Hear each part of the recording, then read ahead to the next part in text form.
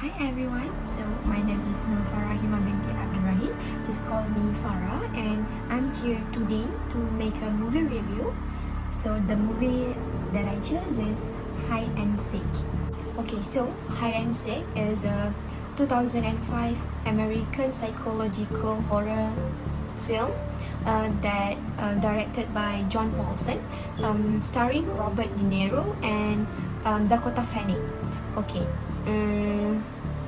The film was released in the United States on January 28, 2005 by 20th Century Fox. So, without giving too much away, this movie is about following the suicide of the psychologist's wife, which is David Calloway's wife.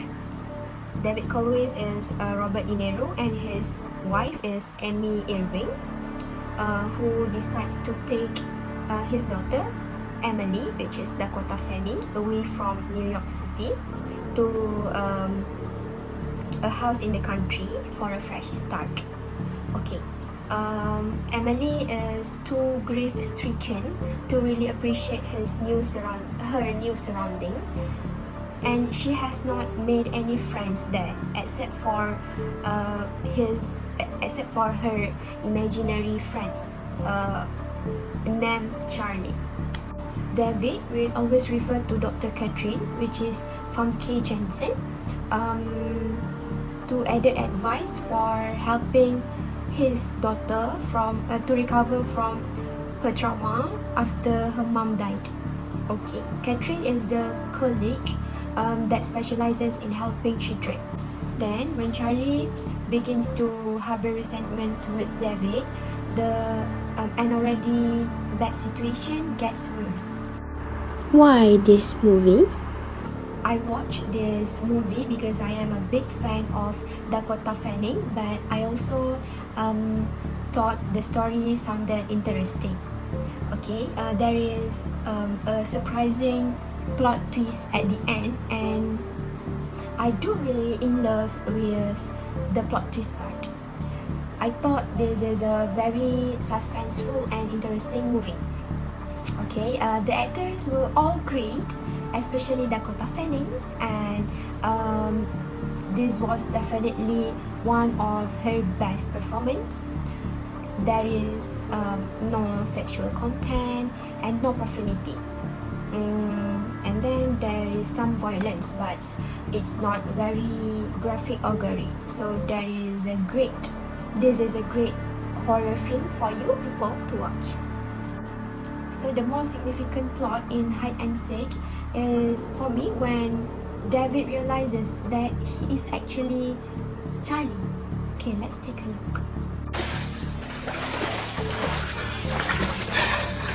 There you are.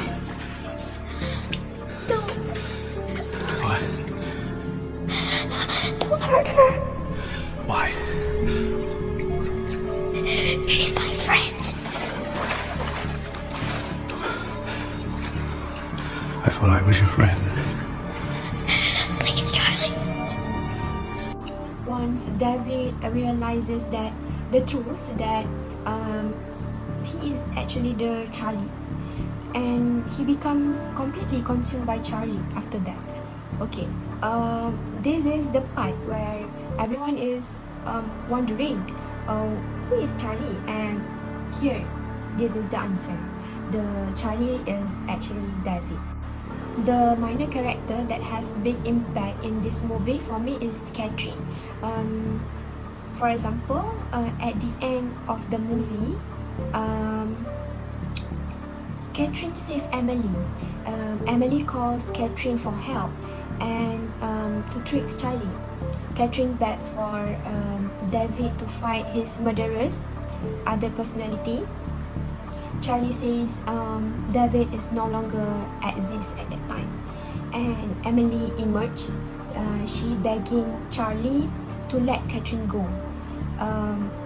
Then her distraction allows Catherine to shoot Charlie and killing Charlie at last.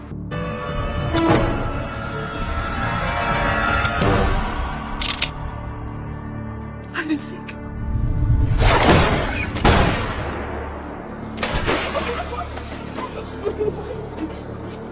And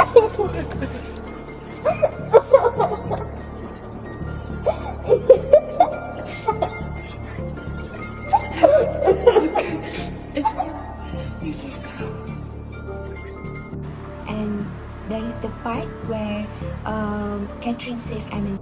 And then what changed in the movie? And for me, after Emily's mother passed away in the bathtub, and then Emily becomes trauma, and Emily and his dad moved to the new place in New York City. Come on. Let's take a look.